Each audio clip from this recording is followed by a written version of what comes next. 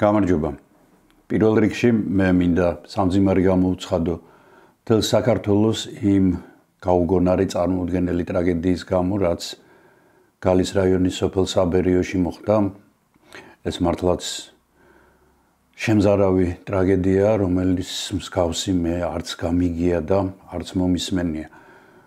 მე ვერიდებოდი, რომ ამ ბავშვების ფოტო მენახა, მაგრამ Facebook-ში შემთხვევით წავაწყდი და ძალიან ძიმედ განვიცადე ეს ამბავი. მით უმეტეს, როდესაც ჩვეულებრივ დაუდევრობასთან გვაქვს საქმე. ძალიან ხშირად ხდება მსგავსი რამ, აი გაიხსენეთ, რამდენჯერ მომხდარა, როდესაც ნავთისმაგივრად ბენზინი შეუწყიათ ღუმელში და ძალიან ფატალურად დამთავრებულა ეს ყველაფერი. არაფრით არ შეიძლება ერთნაირ ჭურჭელში ერთი ფერის, ერთი სუნის მქონე ოღონდ სხვადასხვა შემადგენლობის სითხეების შენახვა.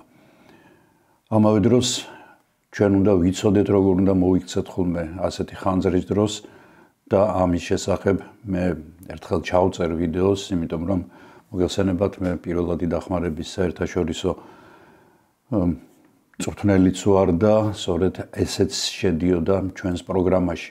ახლა კი მე მინდა გადავიდე ჩვენ ძირითად თემებზე. პირველი ეხება კვლავ ხანძარს, ოღონდ კალიფორნიაში. მეორე თემა ეს იქნება ტიბეტში მომხდარი მიწისძვრა. მესამე, რომელიც ასევე მიბმული არის მეორე თემაზე, გახლავთ თუ როდის გაიპობა შუაზე აფრიკის კონტინენტი და მეცნიერთა ვარაუდით ეს გაცილებით ადრე მოხდება, ვიდრე აქამდე ეგონათ.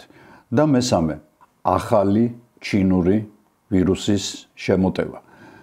არის თუ არა ის ახალი, არის თუ არა ის ჩინური და არის თუ არა ის საშიში. ამაზე მე სულ ბოლოს მექნება საუბარი. ხანძარი სამშაბათს დაიწყო ლოს-ანჯელესის ერთ-ერთ უმდიდრეს უბანში, ეს გახლავთ Pacific Palisade და დღეის ვარაუდით დამწვარი არის თითქმის 120,000-ზე მეტი შენობა. გამომწვარი არის მთელი კვარტლები, სრულიად არის დაფერფლილი სახლები, ბოლო მონაცემებით 11 ადამიანი არის დაღუპული. პარალელურად ხანძრის კიდევ ერთი კერა გაჩნდა ლოს-ანჯელესის კიდევ ერთ უბანში, პასადენაში, კერძოდ იტონში. ხანძრის გამომწვევი ძირითადი მიზეზი გახლავთ გრიგალისებური ქარი სანტა ანა. სანტა ანა გახლავთ ეგრეთ წოდებული კატაბატიკური, ასე ეწოდება, ტიპის ქარი. კატაბატიკური ქარები წარმოიქმნება ისეთ ადგილას, სადაც მთები არის ახლოს დაბლობებთან. და მთებიდან წამოსული ცივი ჰაერის მასა, როგორც უფრო მძიმე, დიდი სისწრაფით ეშვება და დაბლობში წარმოქმნის ქარს. მაგრამ თუ მას ზურგს უმაგრებს უკნიდან ცხელი ველები და სწორედ ასეთი გახლავთ კალიფორნიის გეოგრაფია, ლოს-ანჯელესის კერძოდ, იგი შემოსაზღვრული არის მთებით, მთებს უკან არის ველები, რომლებიც ამ ბოლო დროს არანორმალურად გადაცხელდა. გადაცხელებული ჰაერი მოემართება მთებისკენ, აქ გრილდება, ეშვება ქვემოთ, იკრებს სისწრაფეს და უკვე დაბლობში, ანუ სანაპიროზე იგი იღებს გრიგალისებურ სახეს. ასე იყო 2018 წელს და 2019 წელს, როდესაც ხანძრის მიზეზი კვლავ სანტა ანა გახლდათ, მაგრამ მაშინ ასეთი კატასტროფული მოვლენები აქ არ დაფიქსირებულა. უამრავი ადამიანი დაზარალდა მაშინაც, მაგრამ მსგავსი მსხვერპლი და მსგავსი ნგრევა მას არ მოყოლია. წლევანდელი ხანძარი მართლაც აპოკალიფტური ხასიათის იყო და ქარის სიმძლავრე ხშირად 150 კმ/სთ-ში აღწევდა. ეს წარმოუდგენელი სისწრაფეა და წარმოიდგინეთ თქვენ, რომ გახურებულ, გავარვარებულ ნაკვერჩხლებს უბერავდეთ გიგანტური ცხელი ჰაერის ფენით, აი თმებს რითაც ვიმშრალებთ. რა თქმა უნდა, ნაკვერჩხლები და ნაპერწკლები გადადის ძალიან დიდ მანძილებზე და აჩენს ახალ კერებს. ის რომ თქვათ ქვემოდან არ იწყებოდა ხშირად ხანძარი, აი ეს პალმებიც კი მოწმობს, რომლებიც შუიდან იწვიან, ანუ მათ შუაში მოხვდათ ქარის მიერ მოტანილი ნაპერწკლები და აქედან დაიწყეს მათ წვა. ხანძარი, როგორც ვარაუდობენ, დაიწყო გამხმარი ბუჩქნარიდან, ჯერ მას მოედო და შემდეგ უკვე დაიწყო ამ ბუჩქნარიდან წამოღება ნაპერწკლების, ნაკვერჩხლების ძლიერი ქარის საშუალებით და ამ ნაკვერჩხლების ისეთ ადგილებში დავარდნა, სადაც იპოვა ახალი საზრდო და მისთვის საზრდო გახლავთ ორგანული ნივთიერებები ძირითადად, რა თქმა უნდა, ხეები, ბალახები, ბუჩქნარები, მაგრამ პარალელურად ადამიანის მიერ წარმოებული რეზინი, პოლიეთილენი, პლასტმასები სხვადასხვა სახეობის, მოსაპირკეთებელი მასალები, რომლებიც არის პოლიმერული მასალებისგან დამზადებული. თვითონ ცეცხლი, რა თქმა უნდა, ადამიანს კლავს, მაგრამ ყველაზე მეტად ადამიანს აზიანებს წვის შედეგად გამოყოფილი პროდუქტები, ანუ კვამლი. რაც არ უნდა ჩვენ ჯანსაღად ჩავთვალოთ, მაგალითად შეშის კვამლი, იგი ჯანსაღი არ არის, იგი ასობით სხვადასხვა შენაერთს შეიცავს და მათ შორის თითქმის 80% არის მომწამლელი.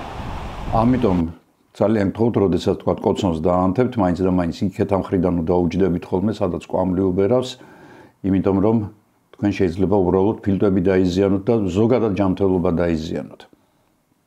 ახლა რაც შეეხება თვითონ ლოს-ანჯელესს, აი ეს უბნები მართლაც საომარი მოქმედებების ზონას დაემსგავსა, საცობებში იყო მიტოვებული მანქანები, ხალხი როდესაც მანქანებით ცდილობდა ევაკუაციას, შემდეგ ისინი ხვდებოდნენ, რომ შორს ვერ გააღწევდნენ, ამიტომ მანქანას ტოვებდნენ და გარბოდნენ ფეხით. ამ მანქანებისგან გზის გასაწმენდად საჭირო გახდა ბულდოზერების გამოყვანა, იმიტომ რომ სახანძროები უბრალოდ ვერ აღწევდნენ დანიშნულების ადგილას. სულ მთლიანად, როგორც ვარაუდობენ, ახლა არის დამწვარი 21,000 ჰექტარი, ეს ძალიან დიდი ფართობია.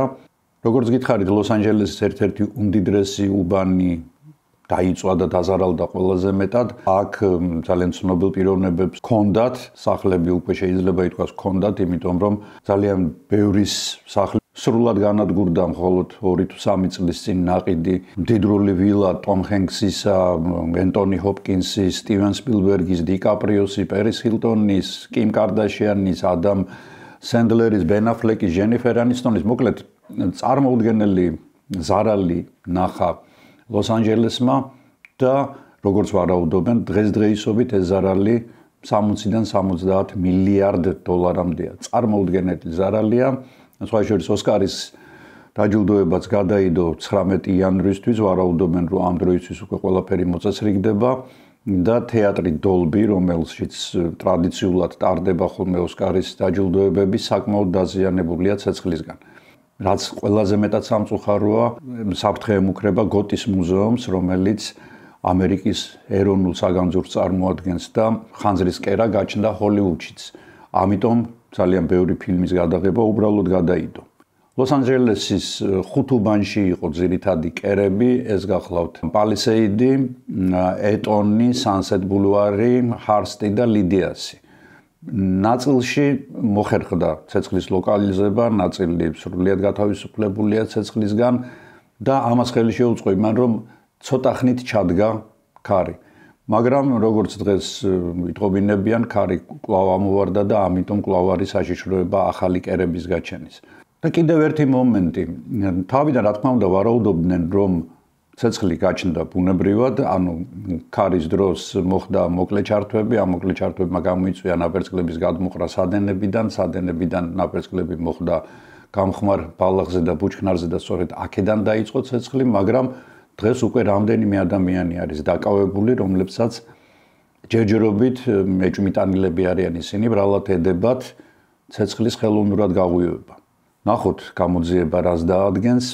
აღსანიშნავია კიდევ ერთი ფაქტი, რომ დიდი სადაზღვევო კომპანიები რამდენიმე წელია უკვე ხანძრებისგან სახლებს არ აზღვევენ, იმიტომ რომ ძალიან მაღალი რისკია და ისინი უბრალოდ გაკოტრდებიან. ახლა წარმოიდგინეთ, 12,000 სახლამდე არის განადგურებული სრულად და რომელთა ღირებულება საშუალოდ არის 3-დან 5 მილიონამდე და ზოგი 15 მილიონი ზღირს, ამ ყველაფრის ანაზღაურება რა დაუჯდებოდათ მათ. ამიტომ მათ წინასწარ პრევენციულად უკვე 2-3 წლის წინ შეწყვიტეს ფაქტიურად მდიდრული სახლების და ვილების დაზღვევა, იმიტომ რომ სწორედ ხანძრის გამო მათ ეშინოდათ ამის გაკეთება.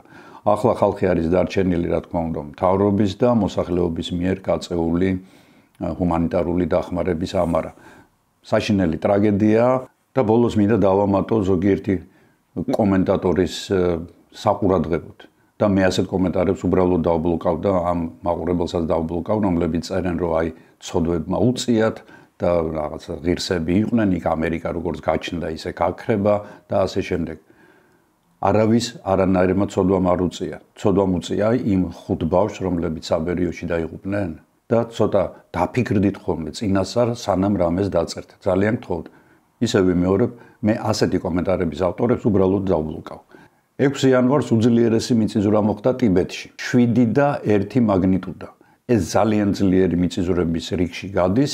საბედნიეროდ მსხვერპლი ძალიან დიდი არ ყოფილა, ჯერჯერობით ცნობილია 120 ადამიანის გარდაცვალება და ეს იმით არის გამოწვეული, რომ უბრალოდ ის ტერიტორია, სადაც ყველაზე ძლიერი რყევები იყო, მჭიდროდ არ არის დასახლებული და სწორედ ამიტომ არ არის მსხვერპლი მაღალი.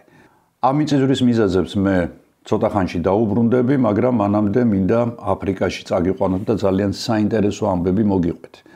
ეთიოპიაში დანაკილის უდაბნოში, რომელიც აფარის სამკუთხედში არის მოქცეული, 2005 წლის 26 სექტემბერს გაიღვიძა, როგორც აქამდე ვარაუდობდნენ, ჩამქრალმა ვულკანმა სახელად დაბახუმა. დაბახუს ამოფრქვევას წინ მიწისძვრების მთელი სერია უძღოდა, რამდენიმე ათეული მიწისძვრა იყო, მაგრამ ეს იყო მცირე სიმძლავრის მიწისძვრები და ყველაზე ძლიერი მათგან იყო 4.1 მაგნიტუდის.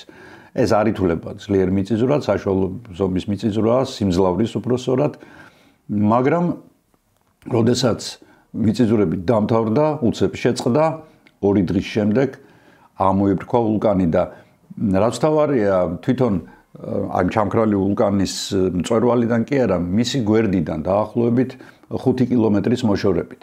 ამოფრქვევა საშუალო სიმძლავრის იყო, არავინ დაზიანებულა, რამდენიმე ასეული ადამიანი უბრალოდ გაიყვანეს იმ ზონიდან.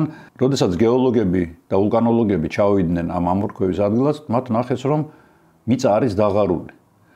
განივი ნაპრალები არის გაჩენილი, რომელთა სიგრძე 200-დან 500 მეტრამდეა, სიგანე 1 მეტრიდან 7 მეტრამდე მერყეობს და სიღრმე ზოგ ადგილას 10 და 15 და 20 მეტრია. მთლიანად ამ ნაპრალების სიგრძე დათვალეს დაახლოებით 60 კილომეტრი გამოვიდა ჯამურად. როდესაც ეს თავისი თვალით დაინახეს, გეოლოგებმა მიხვდნენ, რომ ეს იყო ნიშანი იმისა, რომ პროცესი დაწყებულია და გაცილებით ადრე და სწრაფად და ჩქარა მიმდინარეობს იგი, ვიდრე ისინი აქამდე ვარაუდობდნენ. ამ პროცესს ეწოდება აფრიკის კონტინენტის ორად გაყოფა. რა საინტერესოც და უცნაურიც არ უნდა იყოს. ამ რეგიონს გეოლოგები უკვე სადღაც 150 წელია სწავლობენ, როგორც ძალიან საინტერესო რეგიონს გეოლოგიური თვალსაზრისით და დადგენილი აქვთ, რომ აქ გადის რღვევის ხაზი, რომელსაც ეწოდება დიდი რიფტის ველი.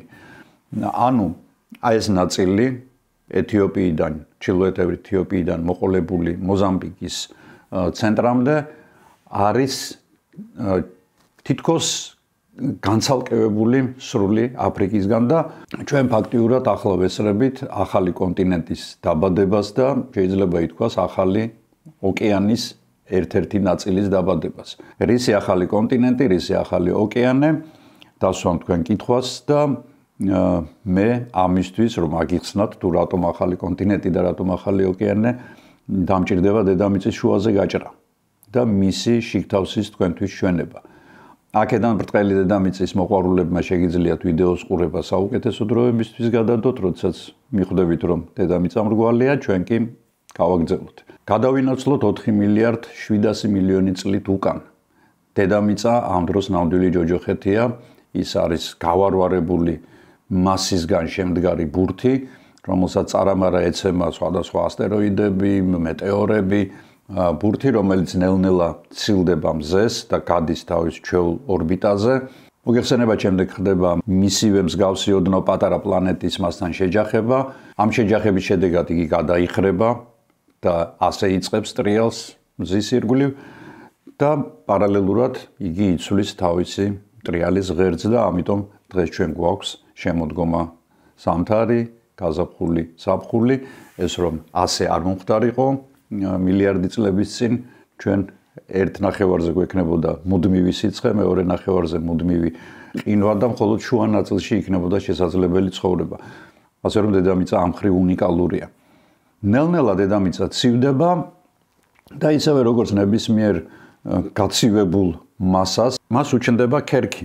ეს კერქი ხშირად იშლება ხოლმე, სკდება და ამ ნაპრალებიდან ამოდის სხვადასხვა მინერალები, მეტალი და ასე შემდეგ, წარმოიქმნება თითქოს მთებივით რაღაც წარმონაქმნები, რომლებიც ასევე ცივდება, მაგრამ დრო გადის, მილიონი წლები გადის და ნელ-ნელა უკვე დედამიწა ემსგავსება იმას, რასაც ჩვენ დღეს ვხედავთ, ანუ მას აქვს კერქი. რათა უფრო თვალნათლივ წარმოვიდგინოთ თუ რას წარმოადგენს დედამიწა, მე ამისთვის მაქვს ესეთი პორტოხალი, რომელიც წინასწარ უკვე გავჭერი. ფაქტიურად დედამიწა არის შიგნიდან ასეთი. აი ეს თხელი ფენა, რასაც თქვენ ხედავთ და რასაც ჩვენ კანს ვეძახით, ეს არის ის კერქი და იგი დაახლოებით იგივე სისქის არის, შეფარდებით რა თქმა უნდა, რასაც თქვენ აქ ხედავთ. ანუ ჩვენ ფაქტიურად ცხოვრობთ პორტოხლის კანზე. ცენტრში არის ბირთვი, რომელიც შედგება მძიმე მეტალებისგან, იგი ტრიალებს, იგი არის მყარი, იმიტომ რომ იგი ძალიან მაღალი წნევაა და მისი ტემპერატურა დაახლოებით 6000 გრადუსამდეა.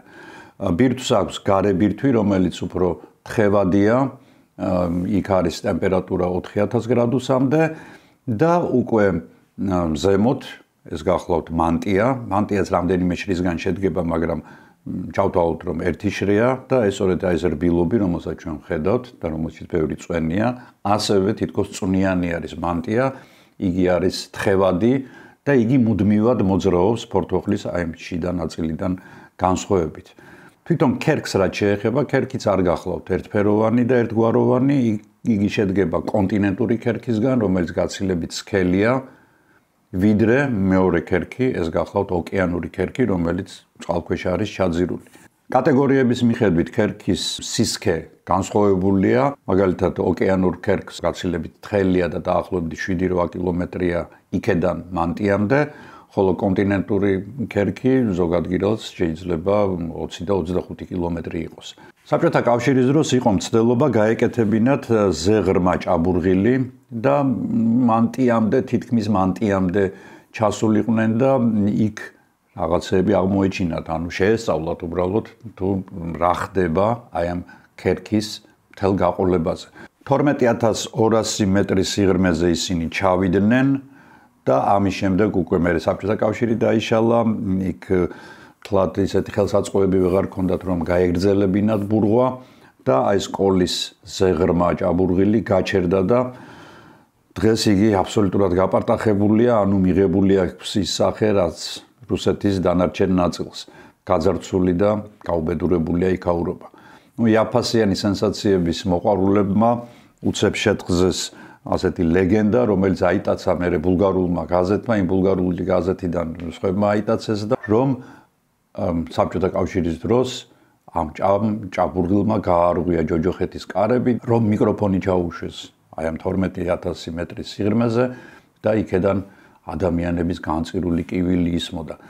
ჯერ ერთი დავიწყოთ იქედან, რომ ამ სიღრმეზე ჩაშვებული მიკროფონი იქ სადღაც შუაგზაში უკვე რა თქმა უნდა დადნებოდა, იმიტომ რომ ტემპერატურა ძალიან მაღალი იყო და ვერანაირ ხმას ვერ ჩაიწერდა და რა თქმა უნდა ეს ყველაფერი არის სენსაციების და სასწაულების მოყვარულებისთვის განკუთვნილი და მეტი არაფერი. რაში დამჭირდა თქვენთვის აი ამ ყველაფრის ახსნა? საქმე იმაშია, რომ როგორც უკვე მოგახსენეთ, მანტია შიგნიდან არის თხიერი. თხიერი ხა ესე ნუ წარმოიდგინეთ, რომ წყალია, მაგრამ აი ეს მასა, რომ გინახავთ თქვენ მაგალითად მაგმა, ხო, რომელიც ზოგიერთ ადგილას მართლა წყალივით მოედინება, ზოგიერთ ადგილას უფრო მდორედ მოედინება, იმიტომ რომ ეს ყველაფერი დამოკიდებულია მის ტემპერატურაზე და შემადგენელ მინერალებზე, რომლებიც მოყვება ვულკანის ამოფრქვევისას და აი ეს მაგმა შიგნით საკმაოდ ინტენსიურად გადაადგილდება. სხვადასხვა მიმართულებით. ეს მიმართულებები უკვე დადგენილია და სხვათა შორის ეს ყველაფერი ჩვენ ვიცით, ეხლა მე პორტოხალი გავჭერი და ასე გავიგე შიგნით რა ხდებოდა და კურკები ქონდა თუ არა. მაგრამ როგორ გაიგეს მეცნიერებმა?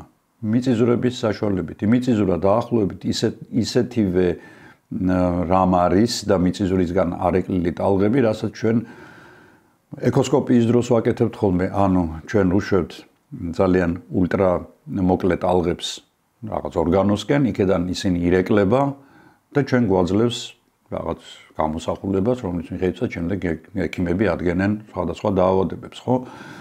ანალოგიური რამ ხდება მიწისძვრისას. ანუ მიწისძვრა ფაქტიურად წარმოადგენს ტალღების გამომცემ აპარატს, რომელსაც უკვე ადამიანები თავიანთი ხელსაწყოებით აფიქსირებენ და სწორედ ამ ტალღების განმავლობის დროს და გავლის დროს, აი ამ სხვადასხვა შრეებში ფაქტიურად ჩვენ ვიღებთ იმ სურათს, რომლის შესახებაც მე უკვე გითხარით. მაგმაზე როგორც ნატეხები, აი ჩვენ რო ჩავჭრათ თქვათ ეს კანი, როგორც ნატეხები, ისე არის ზედ განთავსებული კონტინენტები. მაშასე მანტიაში ჩაძირული აი ეს კონტინენტები მანტიასთან ერთად იწყებენ მოძრაობას. ეს დაახლოებით იგივე რამ არის თქვენ რომ შეხედოთ წყალში ჩაძირულ ყინულს, მაგალითად აისბერგს. ძალიან დიდი ნაწილი მისი არის ჩაშვებული წყალში, ხოლო ზედა ნაწილი წყალზემოთ ტივტივებს და საერთოდ წყალი მიდის, იქეთ მიაქვს ეს აისბერგიც. ანალოგიური რამ ხდება ამ შემთხვევაშიც, ესე იგი მანტიას და მანტიის მოძრაობას მასზე დამოკიდებული კონტინენტი სხვადასხვა მიმართულებით მიყვება. გააჩნია საით არის ეს მიმართულება. დღეს უკვე დადგენილია ეს მიმართულებები, ჩვენ უკვე ვიცით რომელი კონტინენტი საით წავა მომავალში და ამიტომ როგორც უკვე გითხარით კომპიუტერული რუკებიც არსებობს, რომლებიც გვაჩვენებენ თუ როგორი იქნება დედამიწის განლაგება და კონტინენტების განლაგება დედამიწაზე, თქვათ 5 მილიონი წლის შემდეგ, 10 მილიონი წლის შემდეგ და ასე შემდეგ. ეს თეორია პირველად დააყენა გერმანელმა მეცნიერმა ალფრედ ვეგენერმა, რომელიც სწავლობდა გრენლანდიას, იგი ხშირად იყო გრენლანდიაში და სხვა შორის იქვე დაიღუპა საკმაოდ ახალგაზრდა ასაკში და სწორედ ალფრედ ვეგენერმა წამოაყენა ასეთი ჰიპოთეზა, რომ კონტინენტები მოძრაობენ, რომ ერთ დროს ისინი საერთოდ გაერთიანებული იყვნენ და ქმნიდნენ ერთ საერთო კონტინენტს, რომელსაც მან სახელად პანგეა დაარქვა, ანუ ერთი მთლიანი მიწა, ერთი მთლიანი კონტინენტი. და რომ შემდეგ სხვადასხვა მიზეზების გამო მან არ იცოდა ეს მიზეზები, კონტინენტები ერთმანეთს დაცილდნენ და მილიონობით წლების განმავლობაში მათ მიიღეს ის ფორმა, რომელიც ჩვენ დღეს გვაქვს და ამის თვალსაჩინო მაგალითი, რომ ერთ დროს კონტინენტები ერთად იყვნენ, გახლავთ სამხრეთ ამერიკა და აფრიკა. ისინი ჩვენ რომ მივადოთ ერთმანეთს, ისეთნაირად ჩაჯდება სანაპირო ხაზები ერთმანეთში, რომ თითქმის ღრიჭო არ დარჩება. ანუ ეს ნიშნავს იმას, რომ ოდესღაც ეს იყო ერთი კონტინენტი.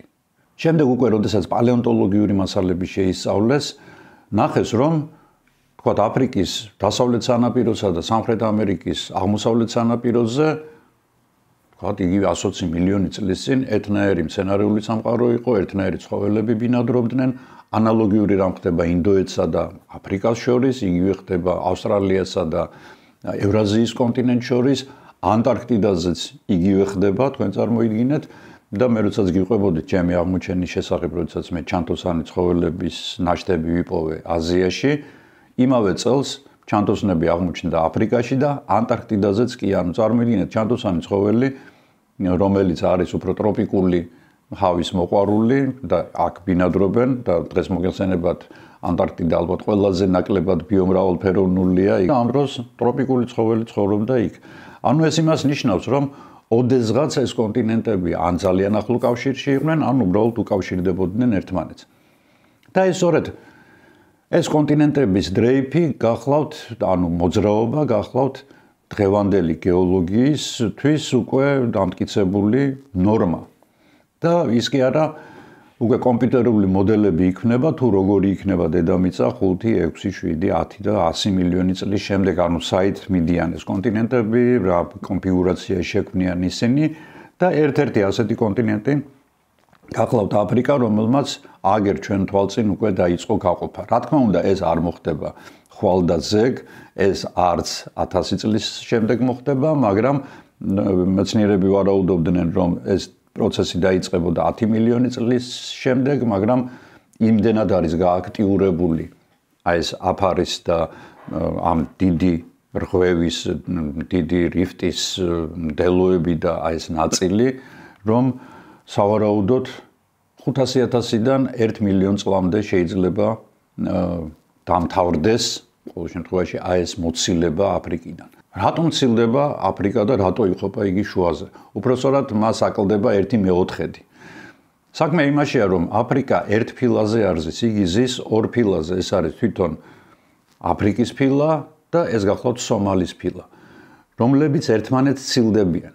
დაცილების დროს წარმოიქმნება ვულკანური ქმედებები, წარმოიქმნეთ ახლა ჩვენ რომ ეს კანი გავჭრათ და ხელი მოუჭიროთ, მთლიანი რო იმყოს, თქვათ, პორტოხალი და ხელი მოუჭირეთ, ხო? აქედან რა წვენი წამოვა, გაჭრილი ადგილიდან. დაახლოებით ანალოგიურია, ანუ ცილდება აი ესეთნაირად ქერქი ერთმანეთს და შიგნიდან ამოდის მაგმა. და ეს მაგმა თანდათან წევს აი ამ კონტინენტებს, აი ამ ნაწილებს ერთმანეთისგან. ანალოგიურად თქვათ იგივე არაბეთის ფილა მოგეხსენებათ, გვაწვება ჩვენ აი მცირე და დიდი კავკასიონები, სწორედ მისი ნამოქმედარია, მაგრამ აქ ცოტა სხვა რამ ხდება. აქ იგი გვაწვება და ხდება ეგრეთ წოდებული სუბდუქცია, ანუ როდესაც ორი ფილა ერთმანეთს ეჯახება, ის რომელიც უფრო მყარია ზემოთ რჩება, ხოლო მეორე იწყებს მის ქვეშ ჩადინებას. ჩადინება, რა თქმა უნდა, სწრაფი არ არის, დაახლოებით 1 სანტიმეტრამდე, 0,8 სანტიმეტრამდე წელიწადში, მაგრამ 10 წლეულების განმავლობაში იგი საკმაოდ დიდ ენერგიას აგროვებს ხოლმე და თუ ეს ჩადინება დორედ მიმდინარეობს, არც არაფერი, მაგრამ როდესაც იგი იჭედება, ამ დროს მეორე მხარე აწვება, აქედანაც ეს არ უთმობს და რაღაც მომენტში ხდება განტვირთვა და სწორედ აი ამ განტვირთვის დრო არის ხოლმე მიწისძვრები. ტიბეტის მიწისძვრაც ფაქტიურად არის იგივე პროცესი და აფრიკიდან მოწყვეტილი თავის დროზე ინდოეთის ზეგავლენით. ანუ ინდოეთი ეს იყო ცალკე კონტინენტი, სუბკონტინენტსაც უწოდებენ დღეს მას, რომელიც აფრიკიდან წავიდა ევრაზიის მხარეს, შეეჯახა ევრაზიის აი მუზარმაზარ ფილას და შეცურდა მის შიგნით. სწორედ ამ დროს დაიწყო იმ გიგანტური მთების მასივების წარმოქმნა, რომელიც დღეს ჩვენ გვაქვს, ეს არის ჰიმალაი, აქეთ ტიან-შანი, ტიბეტი, მთელი რასაც უყურებთ, ფაქტიურად არის ამ დროს წარმოქმნილი და ინდოეთის ფილა აგრძელებს ჩაცურებას ევრაზიის ფილის ქვეშ. ამიტომ ამ რეგიონში ძალიან ხშირი არის ხოლმე საკმაოდ ძლიერი მიწისძვრები. ეს მიწისძვრაც, რომელიც ტიბეტში 6 იანვარს მოხდა, სწორედ ამ სერიიდან იყო. ამ სერიიდან იყო და მსგავსი მიწისძვრები, რა თქმა უნდა, კვლავ იქნება. ისევე როგორც მიწისძვრები იქნება კავკასიაში და კერძოდ საქართველოში. იქნება ეს ძლიერი, იქნება ეს მცირე, ამას არ აქვს მნიშვნელობა, მიწისძვრები ყველა ვარიანტში იქნება და რა თქმა უნდა, მე როდესაც ამის შესახებ ვამბობ, მე თქვენ წერთ რატო გზაფრავთ, არ გზაფრავთ პირიქით, როდესაც გავთხილებული ხარ, შეიარაღებულიც ხარო, როგორც ძველი ბერძნები თუ რომაელები იტყოდნენ, ახლა ზუსტად აღარ მახსოვს. ჩვენ უნდა ვიცოდეთ, რომ ჩვენ სეისმურ ზონაში ვცხოვრობთ და ამიტომ მე არაერთხელ მithქვამს და ამაზე 2 და 3 ვიდეოც მაქვს ჩაწერილი და ძალიან საინტერესო ადამიანებთან ინტერვიუებიც, რომ ჩვენ ყოველთვის უნდა შევარჩიოთ ჩვენი საცხოვრებელი. ყოველთვის უნდა გადავამოწმოთ ხოლმე როგორც სამშენებლო ფირმასთან, ასევე გეოლოგიურ სამსახურებთან და ასევე ალბათ მშენებლებთან თუ რა სახლში სახლდებით, იმიტომ რომ თვითონ მიწისძვრა არ კლავს ადამიანს. კლავს მიწისძვრის დროს დანგრეული შენობა. არაბეთის ფილასა და აფრიკის ფილას შორის არის წარმოქმნილი წითელი ზღვა, მოგეხსენებათ და მისი ფსკერი რო დაათვალიეროთ, თქვენ ხედავთ, რომ იგი თითქოს ამობურცულია, ანუ აქაც გადის რღვევის ზონა და აქედანაც ხდება ეს აფრიკისა და არაბეთის ნახევარკუნძულის დაშორება, მოგეხსენებათ წითელი ზღვა ერთ-ერთი უმდიდრესი ზღვა არის და ულამაზესი ფაუნით გამოირჩევა, იქ საოცარი ფერის თევზები ბინადრობენ. სომალის ტექტონიკური ფილის გასწვრივ, რომელიც ხმელეთზე მდებარეობს, არის სხვადასხვა ტიპის ვულკანები, მათ შორის არის ნირაგონგო, ნიამლაგირა და ტანზანიაში დოლოლო, მერუ და ასე შემდეგ, რომლებიც პერიოდულად იფრქვევიან ხოლმე და ზოგიერთი ჩამქრალია და მათ კრატერებში, მაგალითად იგივე გორონგოროს კრატერებში, ეს მთელი წყება არის კრატერებისა, დღეს არის განთავსებული ერთ-ერთი ყველაზე საინტერესო თუ ერთადერთი არა ეროვნული პარკი. ტურკანას იგივე რუდოლფის ტბა, ოლდუვაის ხეობა, ეს პალეოანთროპოლოგებისთვის, ანუ მეცნიერებისთვის, რომლებიც ადამიანის წარმოშობას და მის განვითარებას სწავლობენ, გახლავთ ალბათ ყველაზე ცალუცავი ადგილები, იმიტომ რომ აქ არის აღმოჩენილი პირველი ადამიანის მაგვარი არსებები და პირველი ჩვენი გვარის, ანუ ჰომოს წარმომადგენლები. პირველ რიგში ეს გახლავთ, რა თქმა უნდა, ლუსი, იგივე ავსტრალოპითეკუს აფარენზისი, ანუ სამხრეთული მაიმუნი აფარიდან, ანუ ამ ადგილებიდან. ტურკანას ტბის ნაპირებთან ახლოს არის ნაპოვნი ჰომო რუდოლფენზისის ნაშთები, რომლებიც 3,5 მილიონი წლისაა და ეს ტურკანას ტბას მეორენაირად რუდოლფის ტბასაც უწოდებენ და ასევე პლატიოპსი, ჰომო პლატიოპსი, ანუ ბრტყელსახა ადამიანი, რომელიც ერთ-ერთი წარმომადგენელია ასევე ადამიანთა გვარის. აქვეა ნაპოვნი ჰომო ერგასტერები, ჰომო ერექტუსები, ჰომო ჰაბილისები, მოკლედ მთელი ის წყება ადამიანებისა და ადამიანის მაგვარი არსებებისა, რომლებმაც საბოლოოდ შემდეგ უკვე დაიწყეს გადაადგილება. ჰომო ერექტუსები მოგეხსენებათ საკმაოდ მოუსვენარი ადამიანები იყვნენ, მათ დმანისამდე ჩამოაღწიეს, შემდეგ აქედან დაიწყეს სვლა დასავლეთისკენ, ევროპისკენ და ასევე ნაწილი წავიდა აზიისკენ. ანუ ეს ხეობები და ეს ადგილები გახლავთ ძალიან საინტერესო, არა მხოლოდ სხვათა შორის პალეოანთროპოლოგებისთვის, არამედ ზოოლოგებისთვისაც, იმიტომ რომ გორონგოროს კრატერი, იგივე სერენგეტის უცნობილესი, ალბათ ყველაზე ცნობილი ეროვნული პარკი, რომელიც გამოირჩევა კოლოსალური რაოდენობით, როგორც ბალახის ჭამელი ცხოველებისა, ასევე კაცებლებისა, ესენი გახლავთ მართლაც საოცნებო ადგილები ზოოლოგებისთვის. მაშასე ადრე იქნება თუ გვიან იქნება, ჩვენ ეს არ მოგვეცრება, მაგრამ აფრიკის კონტინენტი გაიჭრება და მისი 1/4 წავა აღმოსავლეთისკენ. და ჩვენი ბოლო თემა ეს გახლავთ ვირუსი, რომელმაც ძალიან დიდი აჟიოტაჟი გამოიწვია, მithქმა-მოთქმა გამოიწვია. ერთ-ერთ გამოცემაშიც დაიწერა, რომ მისი ლეტალობა არის თითქმის 43%, 43% ძალიან მაღალი ციფრია, გიგანტური ციფრია და რომ ეს ვირუსი წამოვიდა ჩინეთიდან, რომ ეს არის ახალი ვირუსი და რომ ეს არის რაღაცა წარმოუდგენელი, რაც ადამიანს ჯერ არ უნახავს. მინდა აქვე დაგამშვიდოთ, რომ ეს არ გახლავთ არც ახალი ვირუსი, არც მომაკვდინებელი ვირუსი და არც ისეთი რამ, რაც ჩვენ აქამდე არ გვინახავს. ეს ვირუსები არის ეგრეთ წოდებული მეტაპნევმოვირუსების ჯგუფიდან. ადამიანი ძალიან ხშირ შემთხვევაში ამ ვირუსს დაბადებიდან პირველ კვირეებში თუ არა პირველ თვეებში მაინც ეცნობა და როგორც დადგენილია 2 წლის ასაკის ადამიანში, ბავშვში თითქმის არ არსებობს ბავშვი, რომელსაც ეს ვირუსი გადატანილი არ ქონდეს. იგი იწვევს მწვავე რესპირატორულ დაავადებას, რაღაც აშინ-ლაჟღერს, მაგრამ ეს არის ჩვეულებრივი შვინტი, რომელიც ბავშვებს მოსდით, ჩვენც მოგდის ხოლმე, ხველება, ზოგჯერ სიცხე და როგორც წესი, ეს ყველაფერი რამდენიმე დღეში ქრება და ადამიანს უჩნდება საკმაოდ მყარი იმუნიტეტი. სწორედ ასეთი მეტაპნევმოვირუსების ჯგუფიდან გახლავთ ეს ახალი ვირუსი და მინდა გითხრათ, რომ იგი ახალი არ არის და მას უკვე იცნობენ 1958 წლიდან. და იგი არ არის ჩინეთიდან. იგი თავიდან აი 50-იან წლებში იპოვეს ნიდერლანდებში, შემდეგ აღმოაჩინეს საფრანგეთში, აფრიკაში, სამხრეთ ამერიკაში, ჩრდილოეთ ამერიკაში, ალბათ საქართველოშიც და რა თქმა უნდა ჩინეთშიც, იმიტომ რომ დღეს სამყარო გაერთიანებულია. და კიდევ ის რომ იგი საოცარი მკვლელია და დაავადებულების 53% იღუპება. ესეც ტყუილია. ეს 53% იყო უბრალოდ ერთ-ერთი ციფრი, როდესაც მისი დახასიათება დაიწყეს ავადმყოფებისა, რომლებსაც იმუნური სისტემა აქვთ 0-ზე. აქაც კი მხოლოდ 53% იყო და არა 100%.